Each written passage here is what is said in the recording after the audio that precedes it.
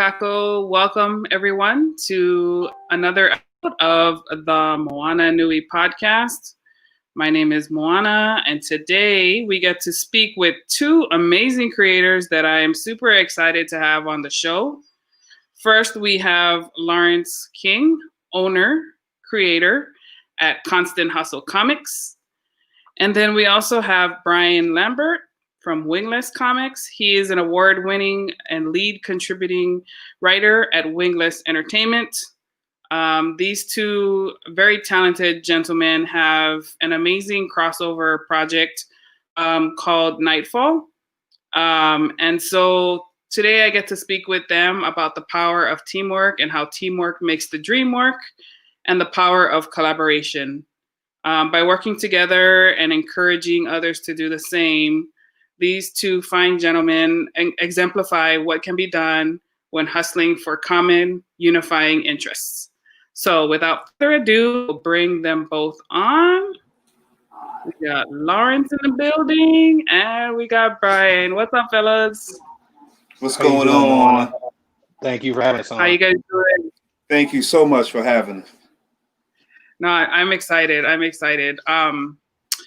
Because I feel like this is a great time for collaboration and building within the community. Like, you know, and in general, we're going through some difficult times, right?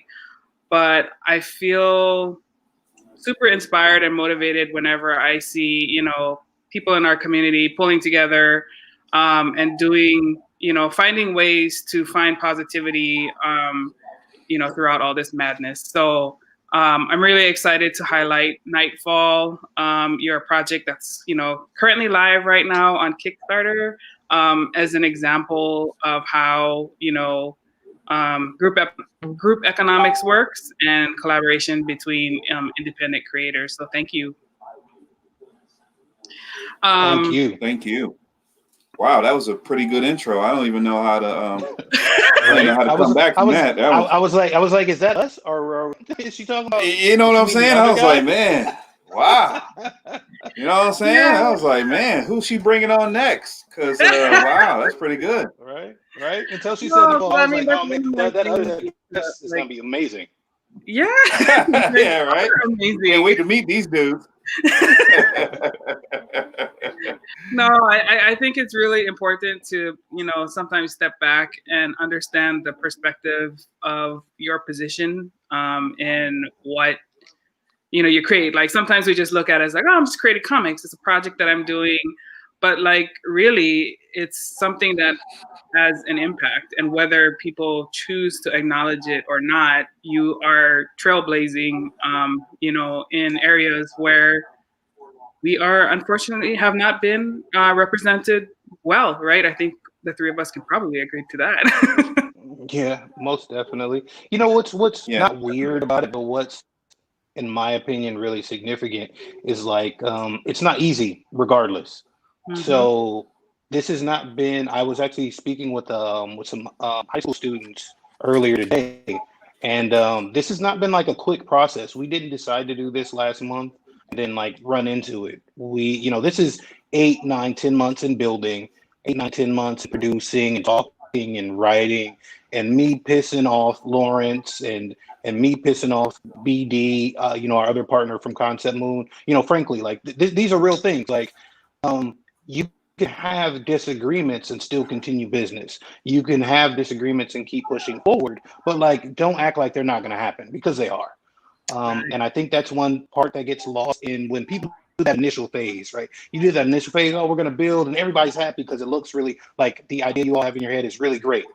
And then you have to start making it happen. Like, it's like, what's that? Henny Penny, right? Like she was the one who like went out and she wanted to make some bread. So she had to like plant the grain, and then the grain had to grow, and then she had to cut it and do all this other stuff, right? So when you get the idea to make the bread, make a comic, great. But then you have to go and sow the seeds, and then you have to water them, and then wait for them to grow, and all of that production part of it is super difficult. It's not an easy task. Otherwise, you know, everybody would do it. And just kind of keeping committed to the project as a whole, and not letting your foot off the gas is super important. Not losing faith in yourself, And even when it seems like, oh man, I might lose faith in the team and in anything, you're going to have doubts. You're going to doubt whether or not it's going to be good or people are going to accept it. But then just kind of sticking to that part inside of you that says don't let go is super important. And that's what's actually going to see you through to the end. And to where, I mean, we're not even at the end now, honestly, but to where we are now. We've been running this campaign for 2 weeks, going on a year and a half, because this is the longest campaign in the history of campaigns, I feel like. Sweet Jesus. But you know what I mean? Like, again, sticking to what the principle that you started the idea with is what sees you through all the phases of it. Yeah, Lawrence, it sounded like you were going to chime in on something with that. Oh, yeah, definitely. Well, first I want to say I want to make sure we mentioned early in this about BD and Concept Moon Studios, how they're another partner in it, but he's in a different time zone, so couldn't be here with us today. And I just want to agree with Brian. He's 100% right. It's something like this is kind of like bringing 3 Stan Lees into a room and saying, okay, you 3 guys, show your character's weaknesses and faults and strengths and find out how to make these things work where you can't showcase, your character all the time. Somebody else has to take the front seat here and somebody else has to take the front seat there. And things of that nature. And it can be trying, it can be involved, but you have to believe in the project enough to stick with it to get you to the point that we're at now. Definitely. Because everybody wants to make a comic book. Nobody wants to write. Everybody wants to make a comic book, but everybody wants to make a comic book off your dime. Once you start making comics, everybody's like, hey, I would love to make a comic book. Oh, well, it's a bit of a financial commitment. Yeah, I wasn't planning on all that. I thought, no, bro, it ain't me. I ain't doing that for you. You believe you're willing to do what you feel is necessary to get things done. So it's the idea that 3 people who can get things done on their own, who are honest and true, we're getting work done regardless of differences, come together and make something work. That's that has been the biggest thing I've taken away from this. That and the fact that I am learning and can learn so much from Brian and from BD, from the way they do their thing, that'll help me in doing my thing. Right. So yeah, those are very good raw feedback for anybody who's thinking about doing this either by yourself as your own production or venturing into this joint partnership type of deal. So how did the 3 of you guys find each other and like arrive at the decision to do this crossover and work together? Well, so we've actually known each other, I don't know, basically for me, since I got into the business, so I got into doing comics, from novel writing, maybe like 2 years ago now on the outside. One of the first people I met was I met Chris Williams. He's probably like the first guy I kind of worked with, who's now working with the Concept Moon guy.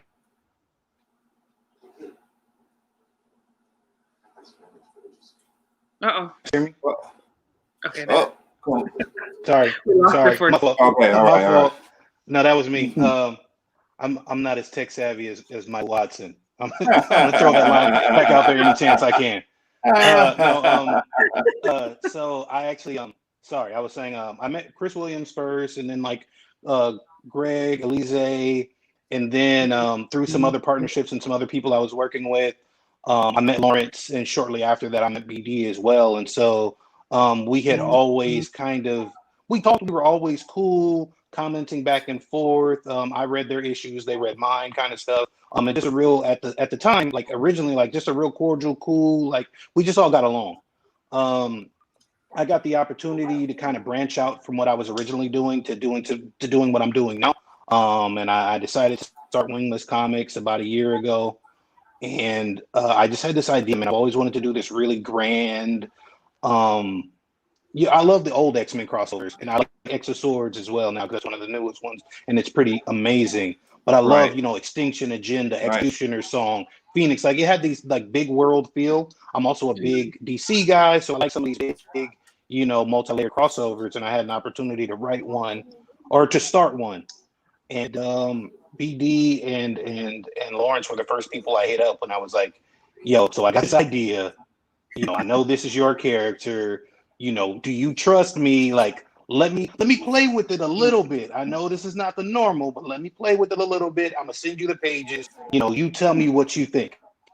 And thankfully and luckily, both of them trusted my vision as they continued reading pages. On and on and on. And the rest is kind of history. It was that part of it, right? And like I said, we've been in this campaign for a year and a half now. Just that Kickstarter because it feels that long, but the original part of pitching and coming up with the ideas and deciding to do it was pretty effortless, man. It was pretty flawless. And I guess to their credit, because they trusted what I wanted to do as an author and as a writer and as a creator. And I didn't really betray the ideas that they had infused into their properties, into their characters. Gotcha. So, because it's like 3 different studios in this together, right? Like, how do you, I'm not sure I'm clear on this, but how did you guys decide, like, how you guys were going to publish it? Like, does it come under just one, or are you guys doing like a multiple publishing type thing? What does that look like for you guys? So technically it's Wingless Comics production, right? Like, I mean, the large banner of the publishing part of it, but it's one of those in cooperation with, so that obviously all rights, everybody keeps their own rights, and because that stuff can get kind of muddy if you have somebody shady, right? If you have somebody shady, they're like, oh no, Avery is mine for use in this and this and this, and it's like, no, that's never been the case. The case has always been, it literally is 3 studios coming together. The publishing banner in terms of who put out has been Wingless, just because that's the publishing part, but that's not the production, that's not the ownership, that's not the rights part of it. It's like when Warner Brothers puts out a movie and you've got 3 other studios under it that really did it. Wingless, fortunately, thankfully, whatever, gets to be the banner to make it easy. That's cool. Yeah, that was a question I was kind of asking for myself too, because I have a project that I have in works and just trying to, navigate that. How do you decide who's going to do what? Because I mean, it's clear that the team, like, we definitely want to do this, right? Everybody's invested in the project just like you are. And so I wanted to ask that question for anyone who might be thinking about this, because we have also been asked by our friend, you guys know him, TJ Sterling. He's like, oh, we should do some crossover stuff, and I was like, oh, I don't even know how to approach that. I mean, I'm definitely down, right? Like, right. Yeah, of course. It's I think it's just frank conversations up front is what I think it is. Frank conversations about, how everything should be split, who's taking care of what. If you have those conversations up front and nobody brings their ego into those conversations, then anything could work. I mean, think about it like this. You're building worlds in your mind. If you can build a universe in your head, then you can make this type of thing work. It's really, really, in comparison to the 2, it's really, really not that difficult. Just, you need to have a frank conversation. Who's going to pay for what? How's this going to happen? Thankfully for me, I already knew the artist that Brian wanted to or said it was going to use, so I was cool there. I knew, all right, this guy knows what he's doing. I knew the colorist. I was like, all right, this guy knows what he's doing. So I didn't have to worry about the overall quality of the product. And I know Brian and I know BD. So before anything other part of the conversation happened, I knew I didn't have to worry about the quality of the product. Right. Because I know who I'm working with. Yeah, no doubt. Yeah, that definitely, goes to the trust and the reputation that, each of the creators has. And, I would think that that probably played a lot into the decision of who you were going to be teaming with and all that. Because I don't know if you guys are like this, but for me, I like my name and my rep is everything. So. Oh yeah, we're at a place where we are our comics, right? So I've had a couple people that, and just in the last couple of days, they were like, why weren't you doing more podcasts? Why haven't you done more lives? Because we are our comics. Now, our products individually, all of our comics, speak for themselves. They look good. They do what they do. But we're not Marvel. We're not DC. We're not Image, And even if you think about Image is Image because of Liefeld and McFarlane and Lee. You know what I mean? You have those names attached, and people were like, oh, why don't I go do this? Because if you look at Dreamwave Studios, which is an amazing studio, it even took them some time. They had to have a ton of money, an influx of money for people to buy their comics, even though they look amazing, but they had no real tag to go with it. They had no real personal interest.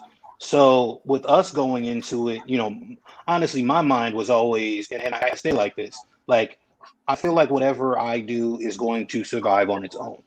So I don't go in there with like ego of who's going to shine the best or who's going to do in any project. I always feel like if you're writing from your heart, if you're creating from your heart, it's going to do what it's supposed to do regardless. So then I look at Constant Hustle, right? And I see what really drew me, honestly, and I've never even told Lawrence this, but what drew me to Constant Hustle and wanting to do it was the cover for Astronauts Chosen. I love that cover. The first cover reveal, I was like, yo, I mess with this. Like, I like it a lot, right? And so I said, okay, there's a quality there that I can, deal with, that I want to make deal with. Let me see what we're going to do. Let me see what I can do. And through talking to BD, at the time, because I had pledged to his campaign as well, and with the characters Prime and Sakari that are in Nightfall, they hadn't debuted yet. Right, but through talking to BD and his passion for his characters and his world and what he wants to build, and on and on and on, it was enough for me to say, okay, he cares about his name and his characters enough. Lawrence cares about his name and his characters enough. Like, I care about my name and my characters enough. We're gonna be three halves or three pieces of a whole. You know what I mean? Like, I'm gonna pull my weight because I know I want Wingless to be great. Lawrence is gonna pull his weight because he knows he wants Constant Hustle to be great. BD is gonna pull his weight because he wants Constant Moon to be great. So, getting that kind of like-mindedness is important, and being able to, we're all artists, but being able to put that pride and that ego away, which I will admit is not necessarily easy for me, it's important.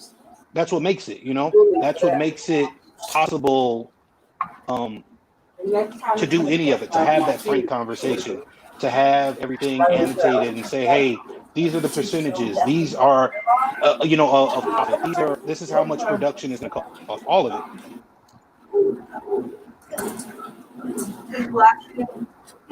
Lawrence, would you have other things to add to that?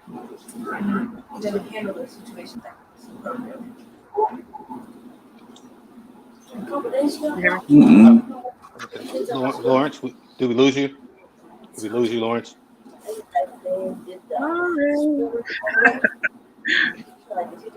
He looks real pensive, though. He looks like he's thinking hard about whatever it is that he's thinking about right now. He's about to lay down some real knowledge once he comes back. He's gonna say something. Oh, it's gonna be amazing. Am I freezing up? Yeah, or you just sit there real still. One of the two. I'm sorry, could you repeat that? Because I just froze up real quick. We were just making fun of you because you were sitting there real still, man. Yeah, no, we were. Can you hear me? Yeah, we can hear you now. If you had other things to add on to what Brian, you get. I'm good now. I'm here. Can you hear me? We can hear you. Can you hear us? He can't hear Hello? us. Hello? Hello? Can you hear me? Yeah. So in case your audience doesn't know, this is can you hear me? Like working with Lawrence. Sometimes I'm saying stuff and he's like, well, can you hear me? And then I'm going to keep saying stuff. Like, that's what we call selective Can you hear me? Yes. Oh, I don't think he can hear us. You can't hear us. So we can just talk Y'all are going in and out on me.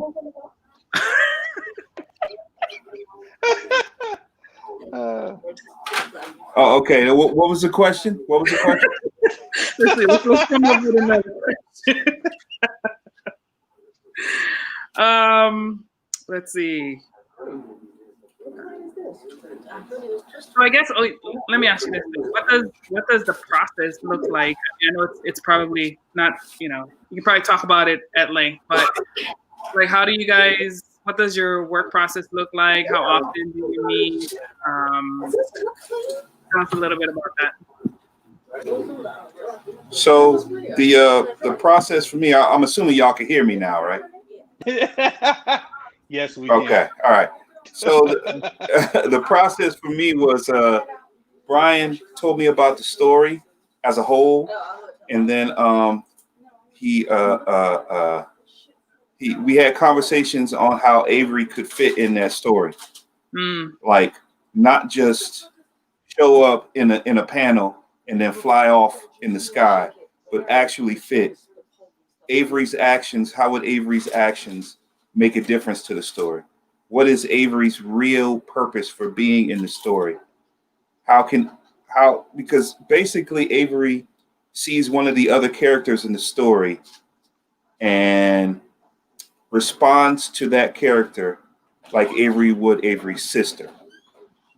And if you read the first Avery #1, the whole thing is predicated behind basically her little sister. Yep. So her actions are because of that, and he fit that in there to where, it made sense, instead of, like I said, instead of it being, some people just in there to be in there.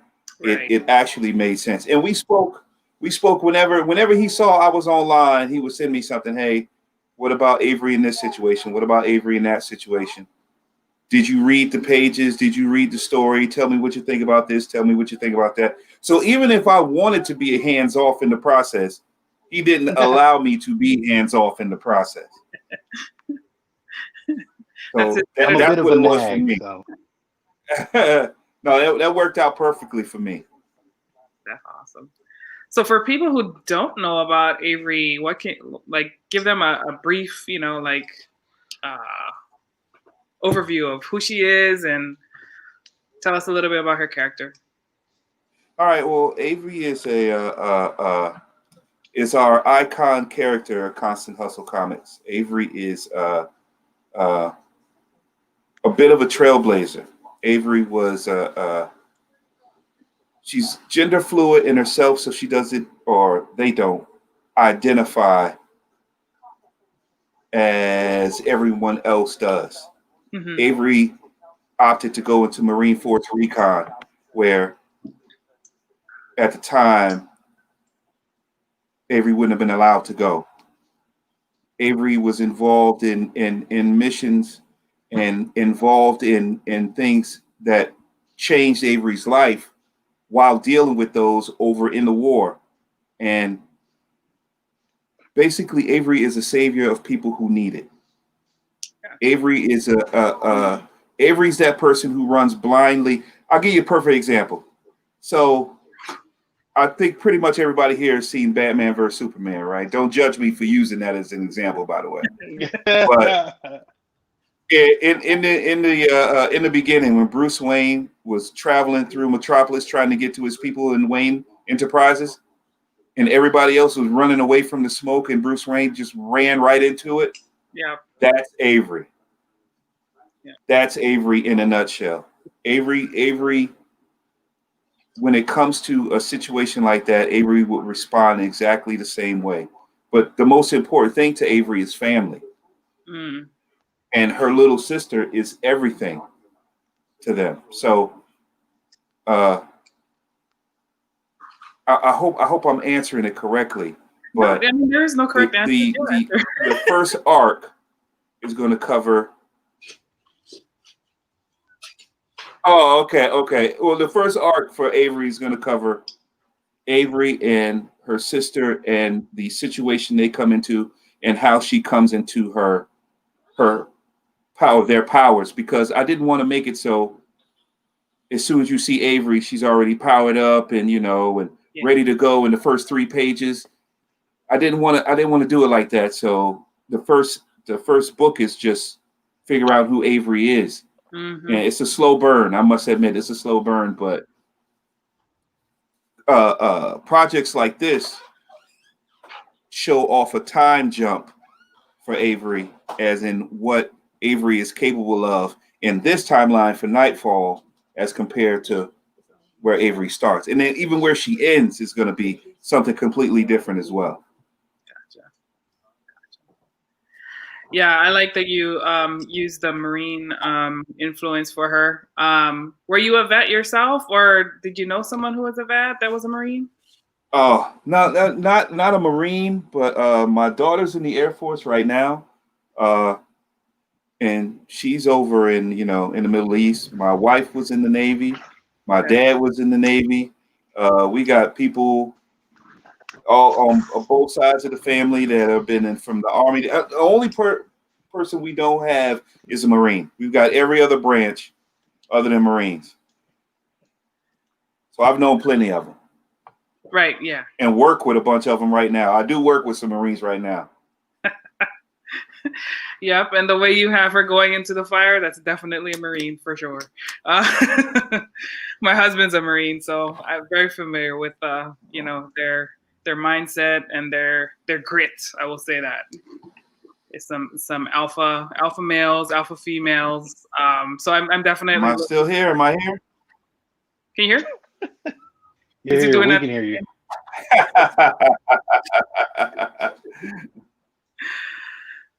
So Brian, tell us a little bit about the other character in Nightfall, which comes out of your house, Justice. Right.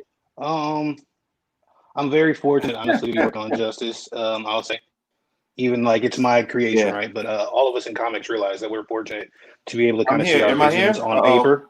Yeah.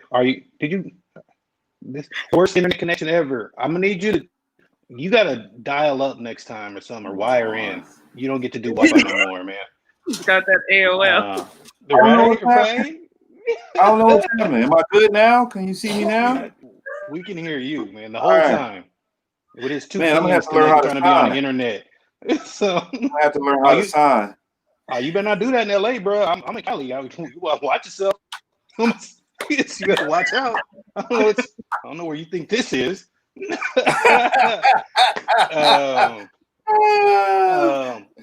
So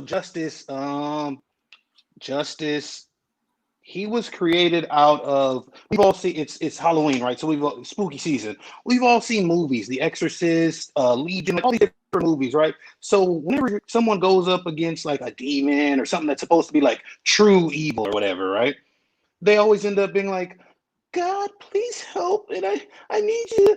And like they're punks, right? Well, like I remember watching, Christopher Walken is going shh, and people are like catching on fire, and it's like some cool shit, right? Like the bad guys get to do all this cool stuff, and like the good guys always like, oh please, Lord, I wish you'd help me, please, and that's it. Like they don't ever get to do anything cool. So like Justice came out of my desire. Again, if you view Christianity as a mythology, like any other mythology, right? You've got a war that happens in the heavens. Ooh. So like war is contained of warriors. Oh my God. Prophecy so I love that. Right. So I always wanted to do that. Like I wanted to create a character like if you've got two sides that are at war, then you've got generals, you've got warriors on both sides. I wanted Justice to be a warrior. I wanted him to be badass. I wanted him for every action, there's an equal reaction, right? So if you've got this, if we, even in our current society right now, feel like the world is steeped in darkness, like all these things are happening, there's got to be that opposite. There's got to be that other side. And so Justice is that, Justice, his name is Justice. His superhero name is Justice, but his actual name is Othniel, which literally translates to Lion of God. He is the left hand of God. So he's God's literal justice on earth. And, he's here to balance the scales. He's come down for a multitude of reasons. When you see him in Justice number 1 and Justice 0, the reason he's there is because the voice of God has gone missing, and so he's got to find it. As we see him in Nightfall, I don't want to say it's like the continuing adventures of justice, but it is. This is after whatever has gone down with the voice of God, and however that ends. Obviously, I'm not going to spoil it, but it's a later period in time. It's like Lauren said, it's a little bit of time jump to see. Okay, some things have happened, some things have changed, some things have progressed, and this is where we are now. And so as Avery is the icon, the hero, the power of a dwarf star over it, Constant Hustle. Justice is the flagship. He is the Dark Avenger. He is the black winged hero of Wingless Comics. I like how you're playing on that balance, because that's such a crucial thing to all good storylines. Is there's like you mentioned, the equal and opposite reaction to anything really in existence, and playing with that kind of yin and yang thing too. Yeah, I love it, and I also hate I don't hate because I love them, but I hate Japanese horror movies because there's never a way to win. Right? You watch The Grudge, and it's no matter what you do, you follow the rules, you do your thing, you still lose, and that's always really gotten on my nerves, right? Even though they're dope movies and I love them, but I don't like not being able to win, bro. I don't. I hate it. I'm she can come out of the TV on me, and I can't punch her in the face. There's no way for me to win. So I've always wanted that. I like creating something like that. I must admit, I can understand where you're coming from, but 99.9% of the time, whatever evil is coming out your TV is probably a little too much for you, bro.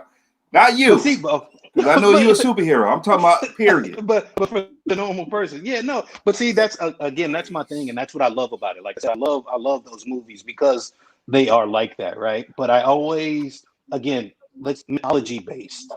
If something got the power to come out of a TV from somewhere, right? I don't know where, but let's say it got the power to come out of a TV from somewhere. So there's got to be the equal opposite power somewhere that someone could find, right? You know what I mean? And be able to fight. I love duality is what makes humanity really. Duality is everything. You know what I mean? So I love being able to play on that. And I've had people ask me before, oh, how do you write a religious comic and blah, blah, blah, blah, blah. And I have to tell them hey, man, Spawn isn't a religious comic. It deals with Christian themes. It deals with religious themes, but it's not a Christian or a religious comic. Justice is the same way. Whatever my personal beliefs are or somebody else's personal beliefs are, I am all about it. 100% go ahead and have those. But this comic is a way to explore the duality and explore humanity from an outside set of eyes. I imagine Justice doesn't understand everything humans do the way they do it. Yeah, he's presenting himself as a human, but beneath the flesh, I always make sure people know he'll say I'm the Lion of God. So beneath the flesh, he might be presenting himself as a black man in 2020. You know what I mean? But and everything that goes along with that, he's dealing with that in reality. But at the end of the day, when we're getting into the inner recesses of his mind, he's presenting himself as a human black man in 2020. But he's this other thing, and that's something to be explored. That's something to explore the human condition with. I like that. That's very intriguing. It definitely makes me want to check out the story more. And I hope that's happening for those who are listening, because I always like new takes on religion and gods and how people, it's a lot of times it's people seeking purpose and meaning, right? And how if there really are gods, why don't we get more help, right? So I think that's why we also the super. How can you not explore that? How can you not? You have such a wide open idea. Just in what you just said, if there are gods, how come we don't get more help? You can come up with a comic book completely right out of that. Mm-hmm. Yeah. How can you not explore that? How the idea of superheroes themselves explores that idea. Yeah, you know what I mean. Yeah. It's well, if God's around, then God would be able to would help, and you wouldn't need Superman, or you wouldn't need Justice, or you wouldn't need anybody. Mm-hmm. You wouldn't need the heroes of the Wild Card Chronicles. You wouldn't need anybody because he'd be able to take care of it. But the fact that you have superheroes leans to that idea. You know, we these people are coming down and helping us on their own when they don't even have to. Mm-hmm. Justice doesn't have to help anybody. He doesn't have to. Avery doesn't have to, but they take it on themselves as a moral obligation to do so. And then where does that come from? Where does that end? Yeah. When does that moral obligation end? Right. Yeah, there was, I think Brian made the comment on Mike's show that like I wrote down because I was like, oh, let's pull this thread a little bit more. You said something to the effect of no one wants to be a superhero all the time. You know, like what are the effects on the body and the people around them? Are these sacrifices worth it? So how would you say how would you respond to that for Avery or for Justice? Like being a superhero is hard, right? Because you're putting everyone in front of you. So let's talk about that a little bit. So for Justice specifically, and mine will be really, short for me anyway. But for Justice, I think you kind of see some of the effects of that. If you kind of get out of your literal mind, again, this is a guy, and I've dropped in quotes and in different things within the book, right? So he's one of my famous ones are, he was the one who brandished the flaming sword and blocked the gates of Eden. He guarded the Israelites in the first Passover, blah, blah, blah, like those kinds of things, right? So that would mean that at least as far as like our quote unquote human understanding goes, like he's been there from the beginning. But when you first meet him in issue 0, he's coming down to earth. So, is there a time period where he wasn't doing it, where he was like, I'm done? Obviously, that'll be something that's explored and what was going on and some of the what are human intervening times. But as far as Justice is concerned, I guess if I was answering for him, right, he'd say like, I guess I get the moniker of hero or superhero, but justice is my duty. It's what I was created for.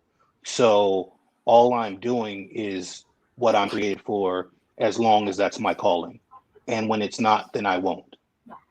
Gotcha. Right. Avery was put in that situation. Once again, being, even past the military background, she learned MMA while inside to deal with the frustration she had. And then being unjustly put out of the military, she decided to go into the ring and do that on her own once again to learn how to effectively deal with her anger. So when they're bestowed with their powers, it's just another level to that. But the race that bestow her with those powers teach them how to use them and how to have that duality between your mind and your body.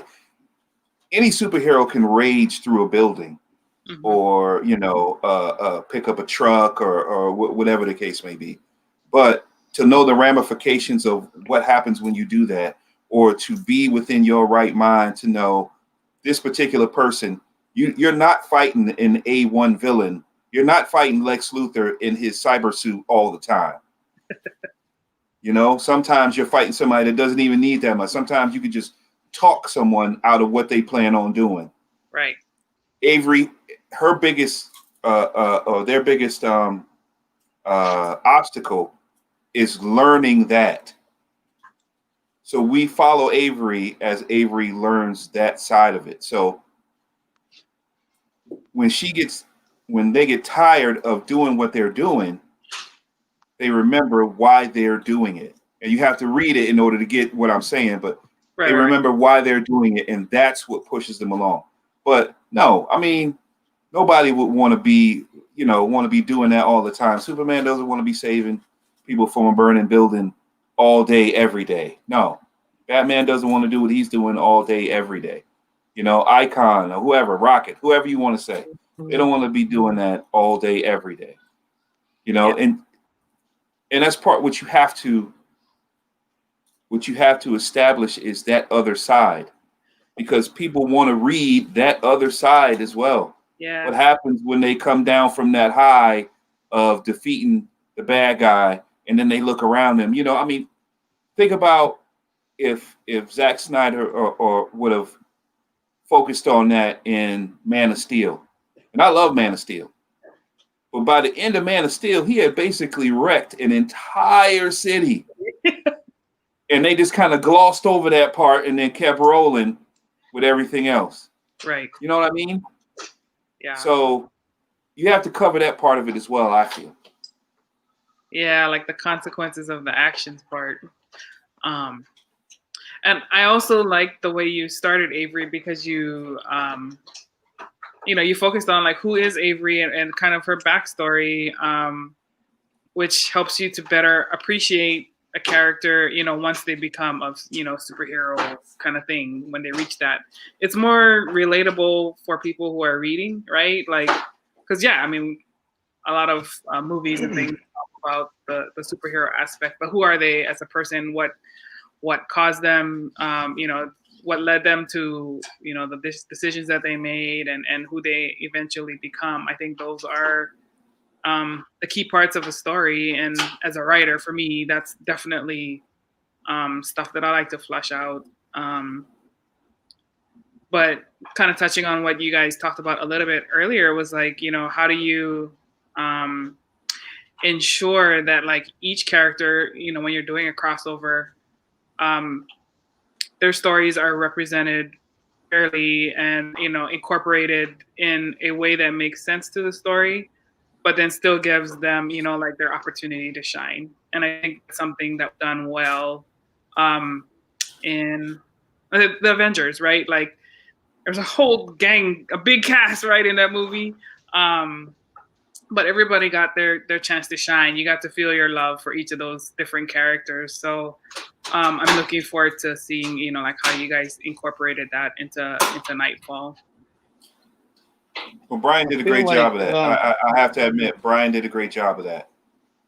Oh, well, thank you, my friend. Thank you. No, so honestly, when I went into writing, the first thing I thought, we're in the indie community. The indie community is small. Yeah. So we've all seen posts where somebody's like, "Oh, my character can lift 100 tons and it can fly around the sun and it does this and that. I bet nobody can beat it, right?" And then you have the 30 other people that come in and like, "Well, my character can destroy a whole galaxy." And you get that whole thing where everybody's character is better than everybody else's. Obviously, because we love our creations. I tend to shy away from those because you're never going to win that. There's no way for anybody to win that. "Oh, my character can beat Superman." No, it can't, because nobody can. Like, even if it could, like, no one can. It doesn't, the politics of it. Right. So when I went in writing Nightfall, again, it's pride and ego, right? And pride or ego would make it where, okay, Justice has got to be the dopest every panel. He's always got to get the upper hand. He's always got to be, if somebody else is there with him, he's got to shine. That's pride and ego. But is that good storytelling? No. Sometimes you have to be willing for your character, and not that it happened, but you have to be willing for your character to take an L for another character to shine. You have to be comfortable taking a back seat sometimes so somebody else can drive. Reading through Nightfall, and again, this is without any spoilers or saying anything, Avery is a major driving force of the entire story. Avery is a vehicle of the story. If I'm writing, if it's published by Wingless Comics, the people who know Wingless Comics already know Justice. They know Wingless Comics. They know what to expect. They know what kind of character he is. I don't need to highlight him and him to be great. Everybody can. I love combo moves. I love combo moves before they were a thing in Marvel movies and in movies. Right? I love combo moves going back to WWF, not EF, WWF. Okay, so me and my brother used to talk, stories, stuff in the kitchen when we're doing dishes as kids, making up our own finishers, and oh man, I would do this, and then we get them in a 3D. You know what I mean, and all of that. So putting all those elements together, those fun elements that we all. I still remember the SmackDown episode where all 9 of the big, Undertaker, Stone Cold, Rock, Kurt Angle, Jericho, that one episode where everybody came out and did their finisher. So everybody looked dope. Booker T getting the kick in the spinner room. Like everybody looked so clean, right? And of course, you ended with Austin being the last man standing because he got the last stunner off and blah, blah, blah. But everybody looked dope, right? And I'll never forget that. That for me was just as iconic as the end of Avengers. You know, it was like, oh, snap, everybody gets to do their thing. And that's how I approached Nightfall in terms of writing. Like, okay, we've got this story, but we're going to get to the end here. And at the end, everybody gets to show out. Everybody gets to do something. So what is this something that I want to write for everybody to where they're equally dope? I can promise, right? Like, is it her first? In Avery's first appearance in issue 4, when we get to it, bruh, it's so dope. And I wrote it specifically for that reason, like specifically for it to be that. What Prime does towards the very, very end of issue 5, no one is going to see coming. Like, no one's prepared for it, but it's dope because everybody deserves their due. Everybody has put in the work to be where we are, and I wanted to honor that. That's awesome. I love that. And I think that's really translatable to, you know, while your character gets to shine, it's also great for like all of you 3 as creators to be shining together and combining, you know, I guess fan bases and you know, folks to discover other characters that they may not have known about, right?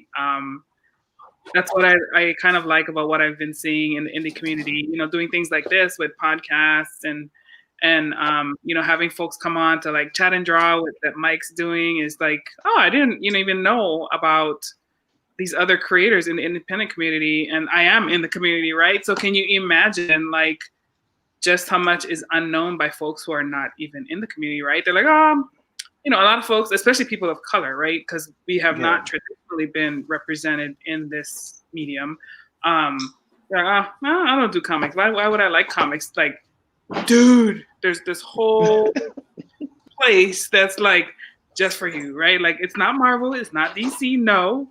But this is this stuff is what you want, you know, like this is where it's happening. Right. Yeah. Right.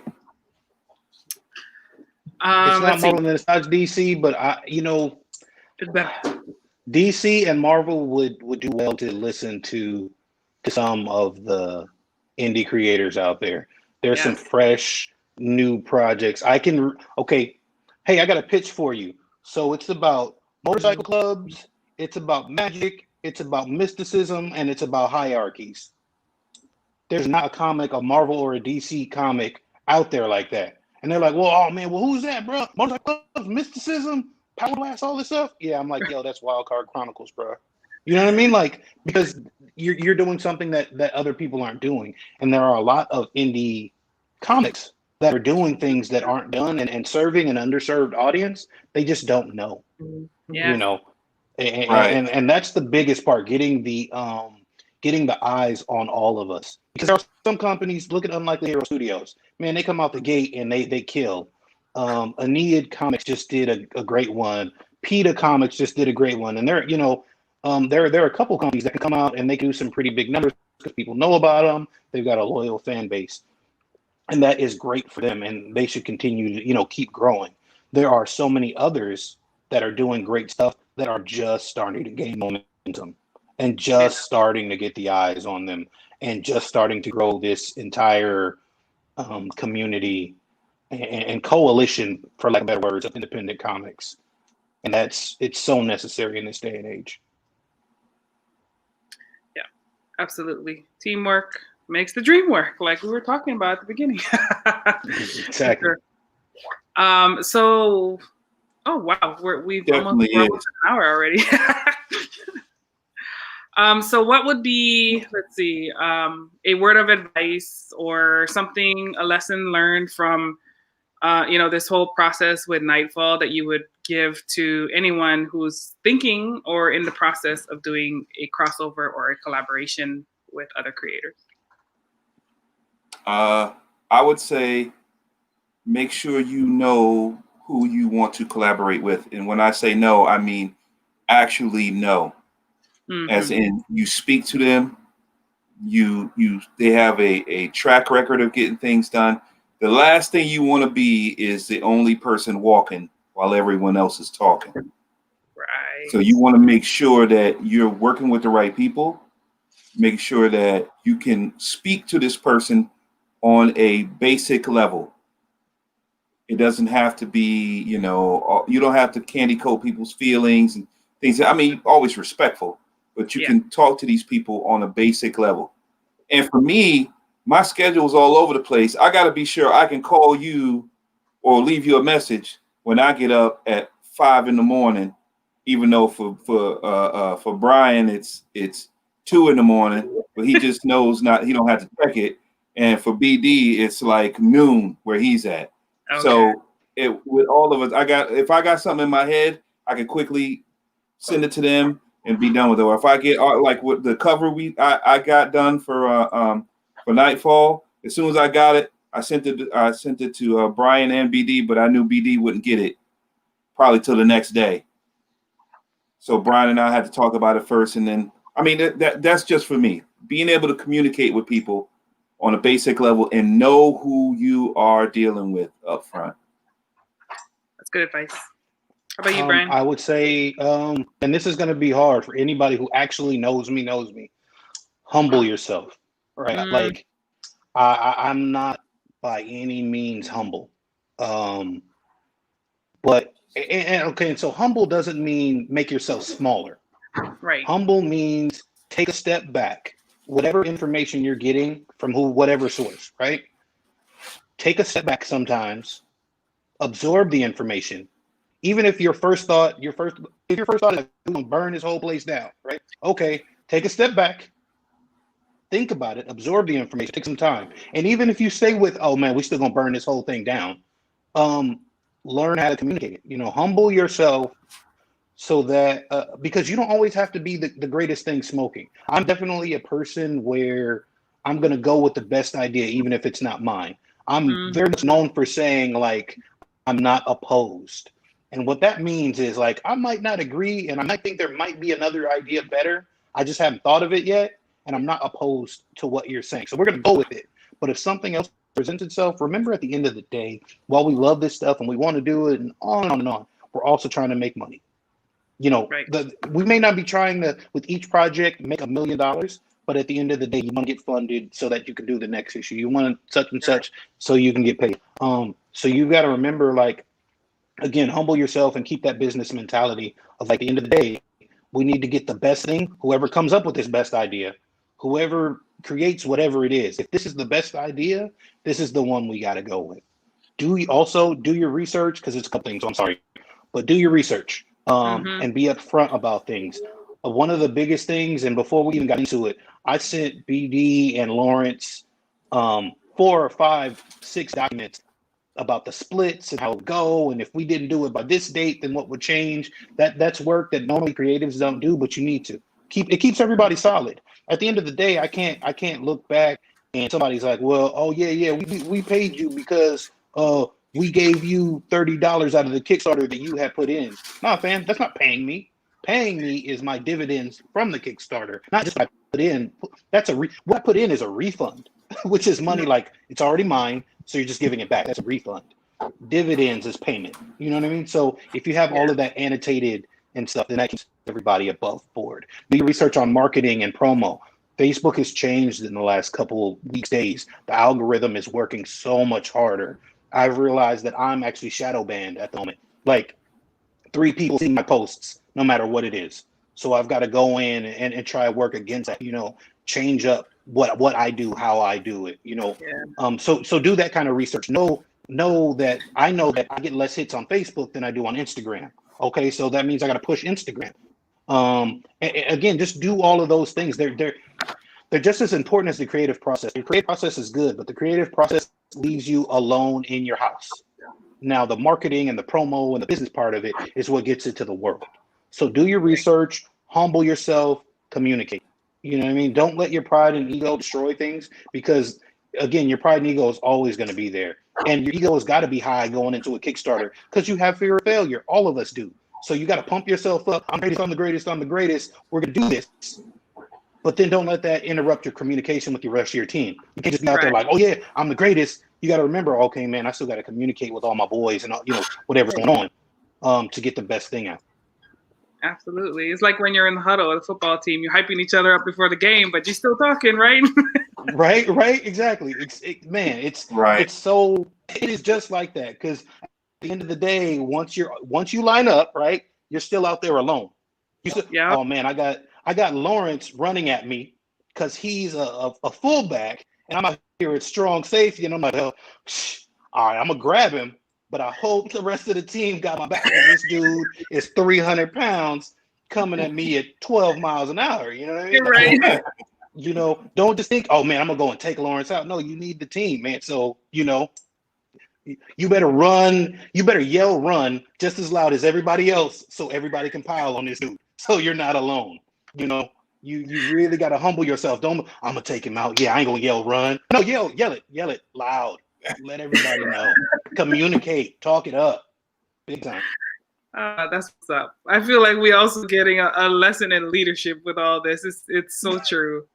Like a lot of the things you've been talking about is definitely applicable to being a leader, and to have something like this, you definitely need those good qualities to make sure that the team is functioning and doing everything we need to do so that all of us can rise together and be successful. So I'm excited to see you gentlemen, like I said, trailblazing in this area, these strong Black men, being great role models to our existing generation of creators, as well as the next generation, who are definitely going to be stepping into your very large footsteps. So I wish you guys all the success with Nightfall. I have already made my pledge. So if you are watching, please guys, take a look at Nightfall on Kickstarter. Please consider helping and pre-ordering ASAP. And if you cannot, which we totally understand, these are hard times for everyone. And like I talked about in a previous episode, Alika mentioned that, this is a luxury item at times. And so we understand that sometimes people can't, contribute, but you can still share, like give us a share, let other people know about it. Talk to people, reach out to the creators sometimes, just like, hey, tell me a little bit more about this. I'm interested. I can't really, I might not be able to support right now, but tell me more about it so that maybe I can share it with a friend or my niece or my nephew, other folks who are around me that love comics. So again, search for Nightfall on Kickstarter. And how many more days do you guys have? I can't remember. Let's see. I think we're 16, at 15, I think. 15, 16? Yeah, it's either 15 or 16. 15, right. Yeah. 15. Or 300 is what it feels like. I'll tell you what. Kickstarter. Oh my God! When this is done, I got to step away for a minute, man. I got to step away for a minute. Every morning I'm checking it. Every couple of minutes I'm checking it. It's driving me crazy. I got to step away for a minute. Well, so someone gave me this great advice: resist the temptation to hit that refresh button all the time. Instead of doing that, find another way for you to share your message. So, the promotion is like nonstop with Kickstarter for anybody who's done it. So yeah, find new ways, new avenues, and think outside the box for other audiences that you may not have reached yet. And if you guys are not yet to Blurdish, I would definitely recommend you reach out to Keith Cooper. He's doing some great things for the indie community right now, and is building up a nice clientele down in Louisiana. So definitely check them out. Yeah. Read books. Keith is a great guy. Very good.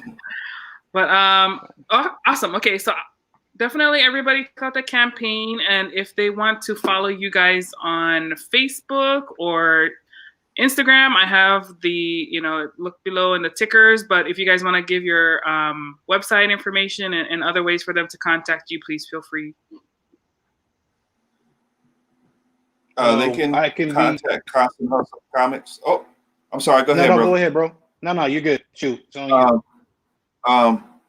Constant Hustle Comics, ConstantHustleComics.com, Facebook.com/Constant Hustle Comics.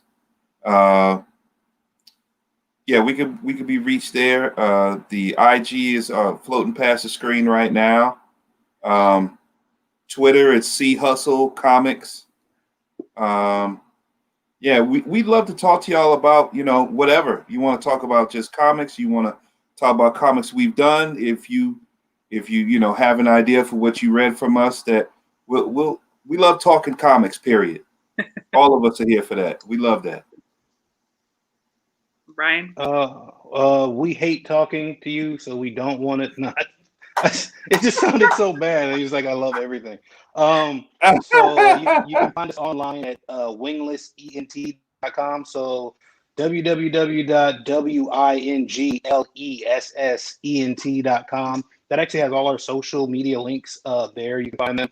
Wingless Comics on Facebook, Wingless Entertainment on Twitter. The ID is there.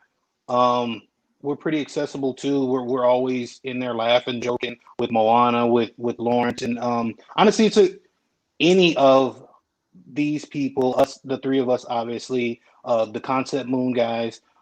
It's not an easy way into the community, but an easy way to access the community of independent comics and to kind of get your feet wet and just talk to people who really, honestly love comics, love movies, love geekdom. And we're pretty accepting if you don't say anything crazy or stupid. True that. Absolutely. All righty. Well, again, thank you guys so much for coming on. It's been a pleasure talking with you. We wish you guys all the success on your Kickstarter. We'll definitely be sharing it out to our community. Got to get my newsletter out for the week, so I'll be hopefully sending some folks your way. And for everyone who's watching, please give a share to this broadcast, give a share to the Kickstarter. We're going to have one for the podcast coming out soon, hopefully later in November. Still working on that. But if you are enjoying the content that we are putting out, please support, share. It helps us to keep this going and to ensure that we're highlighting all of the hard work that these great creators are doing. And to ensure that this representation continues for the future. With that, I will say thank you guys so much again. Give us a like, a share on YouTube if you're watching on YouTube, or if you're watching the replay on Facebook. I hope you guys enjoyed the show. Take care. Be good to each other. Wear your masks and stay safe. All righty. Talk to you guys soon.